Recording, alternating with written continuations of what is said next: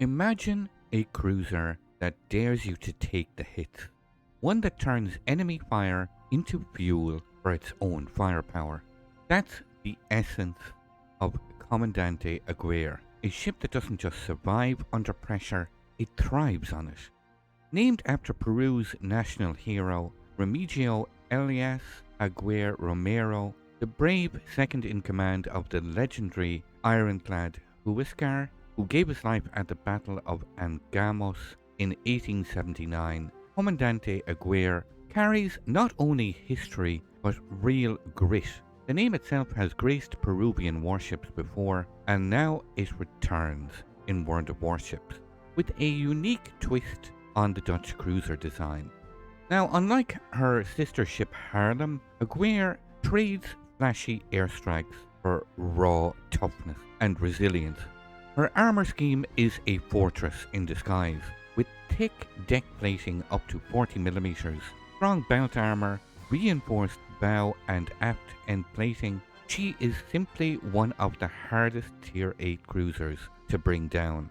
Add in her sturdy HP pool, reliable AA defences, and even a repair party thrown into the mix, she can truly become a rock that your team can rally behind. Now, this just isn't a ship that can soak up damage, it can really strike back hard.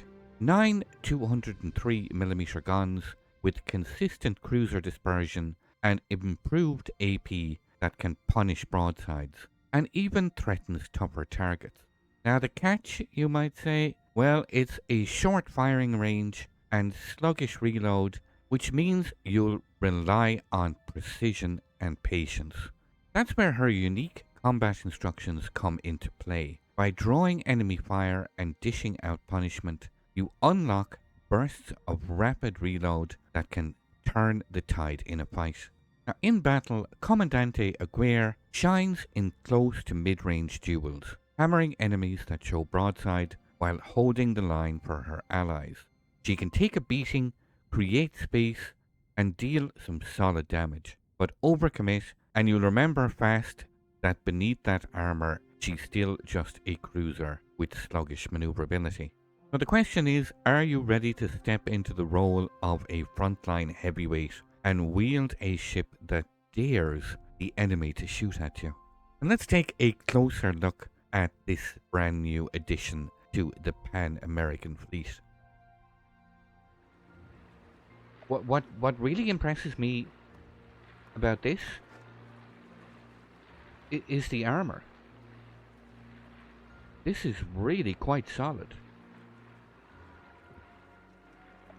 Comandante Aguirre, the new Pan-American beast about to be unleashed in testing in 14.8. 50mm fore-end icebreaker bow, matched here on the stern, with another 50mm armor belt here on the aft end. Very strong deck armor of 40mm. Upper casemate of 40. Side plating or torpedo protection of 27. With a belt armor of 200. Citadel armor.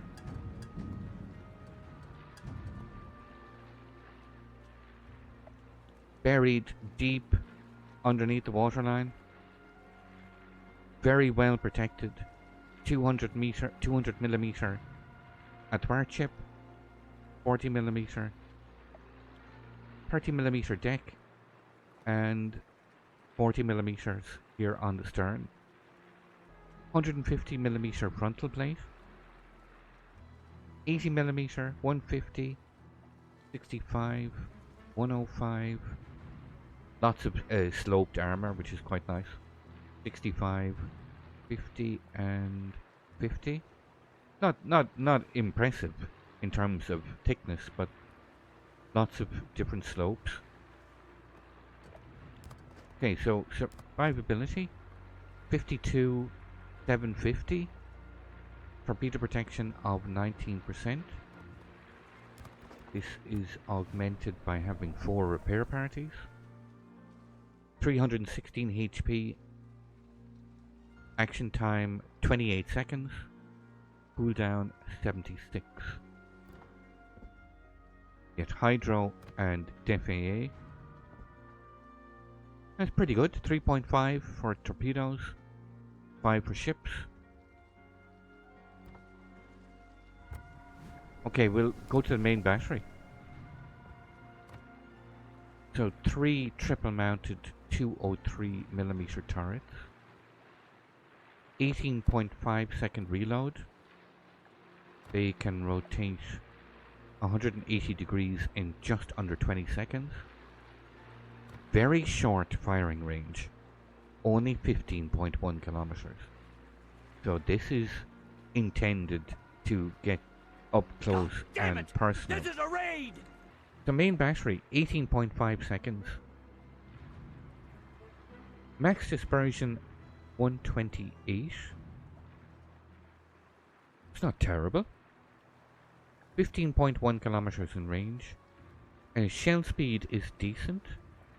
925 meters per second.